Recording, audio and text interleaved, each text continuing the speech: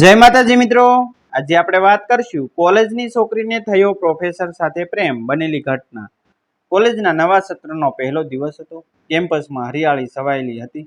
વરસાદ પછીની ભીની માટીની સુગંધ હવામાં તરતી હતી અને વિદ્યાર્થીઓના ચહેરા પર નવા સપનાઓની ચમક દેખાતી હતી। એ જ દિવસે અંગ્રેજી સાહિત્યના નવા પ્રોફેસર આર્યન મહેતા પહેલીવાર કોલેજમાં આવ્યા હતા। યુવાન, આત્મવિશ્વાસી અને પોતાના વિષય પ્રત્યે અદ્ભુત પ્રેમ ધરાવતા આર્યન જ્યારે ક્લાસરૂમમાં પ્રવેશ્યા ત્યારે આખો વર્ગ એક ક્ષણ માટે શાંત થઈ ગયો હતો। તેમના વ્યક્તિત્વમાં કંઈક એવું હતું જે સૌનું ધ્યાન ખેંચી લેતું હતું। તે જ ક્લાસમાં અભ્યાસ કરતી હતી કાવ્યા। અભ્યાસમાં હોશિયાર, સ્વભાવથી શાંત અને સપનાઓથી ભરેલી એક યુવતી હતી। કાવ્યાએ જ્યારે પહેલીવાર આર્યન સરને જોયા ત્યારે તે માત્ર એક સામાન્ય પરિચય હતો, પરંતુ દિવસો પસાર થતા ગયા તેમ તે સમજવા લાગી કે આ પ્રોફેસર બીજા બધાથી અલગ હતા। તેઓ માત્ર પુસ્તકોનો પાઠ ભણાવતા નહોતા, પરંતુ જીવનને સમજાવતા હતા। તેમની દરેક વાતમાં એક ઊંડાણ હતું, દરેક ઉદાહરણમાં એક નવી દ્રષ્ટિ હતી। સમય આગળ વધતો ગયો। કાવ્યા ક્લાસમાં વધુ ધ્યાનથી સાંભળવા લાગી। ઘણીવાર લાઇબ્રેરીમાં કોઈ પુસ્તક સમજાતું ન હોય તો તે આર્યન સર પાસે પ્રશ્ન લઈને જતી। આર્યન પણ ખૂબ સહજતાથી તેના પ્રશ્નના જવાબ આપતા। ધીમે ધીમે બંને વચ્ચે એક સુંદર મિત્રતા જેવી સમજણ વિકસવા લાગી। કાવ્યાને હવે કોલેજ જવાની ઉત્સુકતા રહેતી, કારણ કે ત્યાં માત્ર અભ્યાસ જ નહોતો, પરંતુ કોઈ એવો વ્યક્તિ હતો જે તેને પોતાના સપનાઓ પર વિશ્વાસ કરાવતો હતો। એક સાંજે કોલેજમાં સાહિત્ય કાર્યક્રમ હતો। કાર્યક્રમ પૂરો થયા પછી વરસાદ શરૂ થઈ ગયો। કેમ્પસના જૂના વૃક્ષો વચ્ચે વરસાદના ટીપા સંગીત સર્જી રહ્યા હતા। મોટાભાગના વિદ્યાર્થીઓ ઘરે જઈ ચૂક્યા હતા। કાવ્યા લાઇબ્રેરીના દરવાજા પાસે ઊભી વરસાદ થંભાવવાની રાહ જોઈ રહી હતી। ત્યારે આર્યન સર ત્યાં આવ્યા। બંને થોડા સમય સુધી વરસાદને નિહાળતા રહ્યા। વાતોનો વિષય પુસ્તકોમાંથી શરૂ થયો અને જીવન સુધી પહોંચી ગયો। કાવ્યાએ પહેલીવાર પોતાના સપનાઓ, પોતાના ડર અને પોતાના પરિવાર વિશે ખુલ્લેઆમ વાત કરી। આર્યન ધ્યાનથી સાંભળતા રહ્યા। તે સાંજે બંને વચ્ચે કોઈ શબ્દોની કહી શકાય એવી લાગણી જન્મી હતી। આગળના મહિનાઓમાં તેમની વચ્ચેની સમજણ વધુ ગાઢ બનતી ગઈ। કાવ્યા જ્યારે કોઈ સફળતા મેળવતી ત્યારે સૌથી પહેલાં તેને આર્યન સરનો અભિવાદનભર્યો સંદેશ મળતો। જ્યારે કાવ્યા નિરાશ થતી ત્યારે આર્યન તેને હિંમત આપતા। ધીમે ધીમે કાવ્યાના હૃદયમાં એક ખાસ સ્થાન બનતું ગયું। તે જાણતી હતી કે આ માત્ર આકર્ષણ નહોતું, આ એવી લાગણી હતી જે સન્માન, વિશ્વાસ અને લાગણીના પાયા પર ઊભી હતી। પરંતુ કાવ્યા પોતાના મનની વાત ક્યારેય કહી શકી નહીં। તેને ખબર હતી કે આર્યન તેના પ્રોફેસર હતા અને આ સંબંધની મર્યાદાઓ હતી। તેથી તેણે પોતાના મનની લાગણીઓને શાંતિથી હૃદયમાં જ રાખી। બીજી તરફ આર્યન પણ પોતાની અંદર કંઈક બદલાતું અનુભવી રહ્યો હતો। કાવ્યની નિખાલસતા, તેની મહેનત અને તેની સંવેદનશીલતા તેમને ખૂબ ગમવા લાગી હતી। છતાં તેઓ હંમેશા જવાબદારી અને મર્યાદાનું ધ્યાન રાખતા। સમયની ગતિ અટકતી નથી મિત્રો। કોલેજનું છેલ્લું વર્ષ પૂર્ણ થવા આવ્યું। વિદાય સમારંભનો દિવસ આવ્યો। આખું કેમ્પસ ભાવુક બની ગયું હતું। કાવ્યના મનમાં એક અજીબ ખાલીપો હતો। હવે રોજ આર્યન સરને જોવા નહીં મળે, તેમની સાથે ચર્ચા નહીં થાય। વિદાય સમારંભ પછી કાવ્યા એકલી કેમ્પસના બગીચામાં બેઠી હતી। ત્યાં આર્યન આવ્યો। બંને થોડા સમય સુધી મૌન રહ્યા। આર્યને ધીમા અવાજે કહ્યું કે કાવ્યા, તું જીવનમાં ઘણી આગળ જઈશ, તારી અંદર અદ્ભુત શક્તિ છે।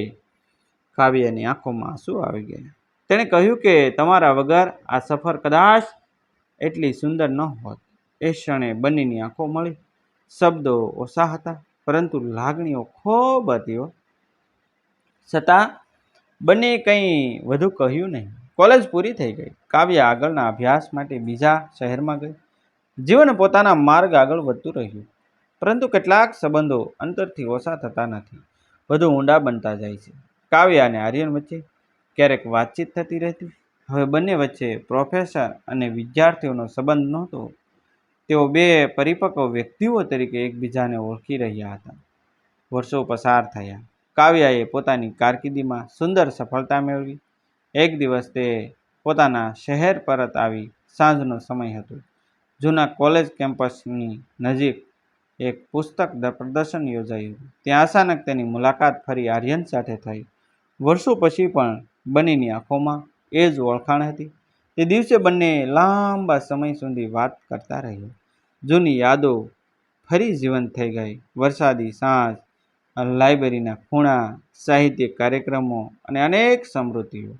હવે બંને સમજતા હતા કે સમય સાથે તેમની લાગણીઓ ઓછી થઈ નહોતી, પરંતુ વધુ મજબૂત બનતી હતી. થોડા મહિના પછી એક સુંદર સાંજે આર્યને કાવ્યાને શહેરની બહાર આવેલા શાંત સરોવર પાસે મળવા બોલાવી.